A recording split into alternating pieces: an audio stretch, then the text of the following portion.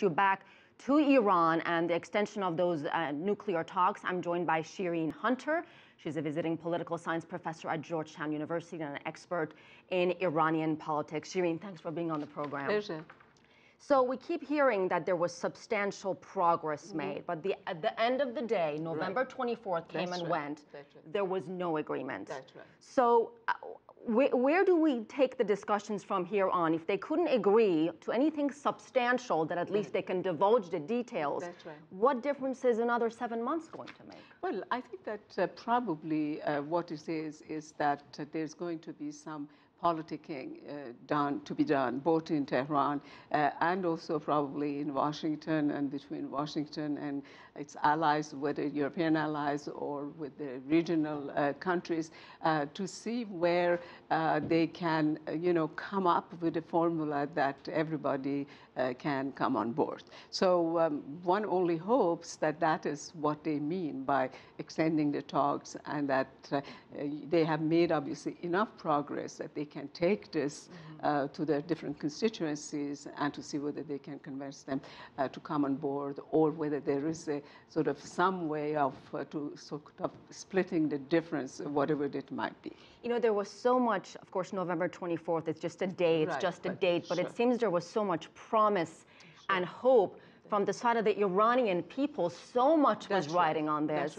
What do you think the reaction has been on the streets of Iran? Well, I think that probably disappointment. I mean, I just read President Rouhani's statement, and basically, he addressed the people, and basically he tried to put a brave face, shall we say, on what happened, and said that, we are going to eventually prevail and that we are going to get the kind of agreement that recognizes our rights. But I think that it is not encouraging for Iran, because those that wanted the talks not to succeed, I'm not going to use the word fail, but not to succeed, are calculating that between now and July, that they can sort of mobilize their constituencies, whether it's through the American Congress, because that's really where the fight is going to be, and also what Mr. Netanyahu decides to do. Yes, of course he is happy that the talks have been extended, because he knows that then he can use this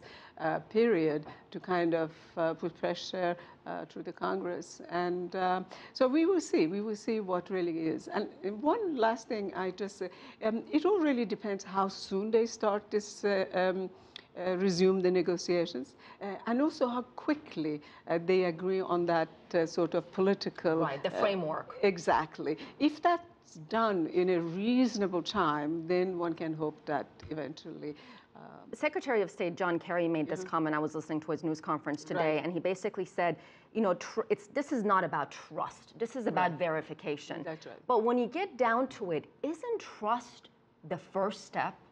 Building trust, building that relationship, and then moving on to more substantial things that have to be made. Well, I think that, that is absolutely true. Trust is the question. But most importantly, we have to really understand that the problem between Iran and the United States is not the nuclear fight. If you read all the expert opinions, the ones that don't have a special agenda, they all said that the agreement that was reached really satisfied the minimum requirements of the United States, and that it was verifiable.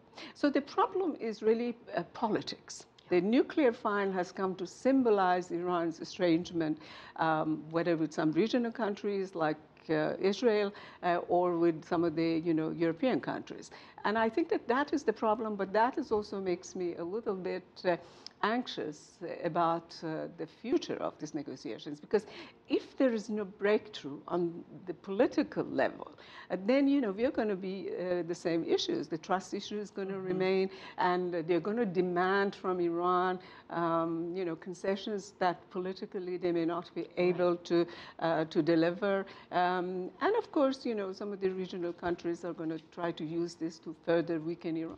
And Shireen, very quickly, you know Iran very well. You have followed it for all these years. If you had to guess, will there be a deal before July, or do you think that even when July comes, will finally be a substantial, concrete, good deal that both sides can be happy with? I can only express a hope. I hope that there will be, because to be honest with you, when I look at what the situation in Iran, I don't think that Iran can continue the way it has done in the past 30 years. This is not the crunch time. They have to make a decision. Yes. All right. Thank you so much, Shireen Hunter. Thank you for being on the program. My pleasure. We hope to see you again soon. Absolutely. My pleasure.